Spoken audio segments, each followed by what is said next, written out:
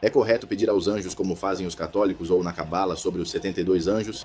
Não, nas escrituras não vemos em nenhum lugar onde algum dos patriarcas, ninguém dos justos, dos que estão do lado bom, tenha pedido algo a algum anjo. Yahvé enviava os anjos, ou envia os anjos com uma mensagem ou com uma tarefa em alguns casos.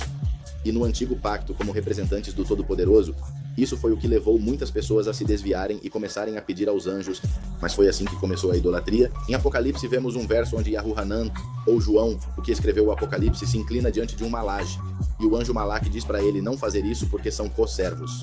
Uma vez que Yahushua veio e morreu, ele retornou aos seres humanos que acreditam nele, obviamente Malagim ou anjos mensageiros dele nesta terra, por isso as escrituras dizem que somos embaixadores. Então é como um ascenso ao mesmo nível dos anjos, portanto é como se houvesse o chefe, o supervisor e o empregado.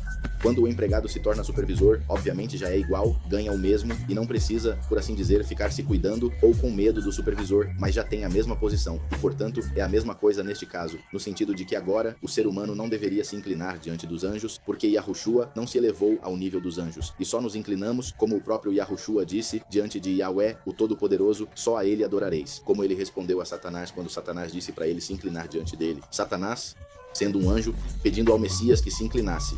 E o Messias diz que não porque só adoraria a Yahweh, certo? Isso é adorar. Mas como você diz aqui, pedir o que a ele, para quê? Ou o que seria pedir a Yahweh que envie seus anjos, por exemplo, se você precisa que os anjos façam algo, ou que você pense, digamos, como um exército de anjos. Então, no caso de algo assim, eu pediria ao Pai Todo-Poderoso para que enviasse seus malagim, e em todo caso, qualquer coisa que você precisar, você deve pedir ao Pai Todo-Poderoso Yahweh.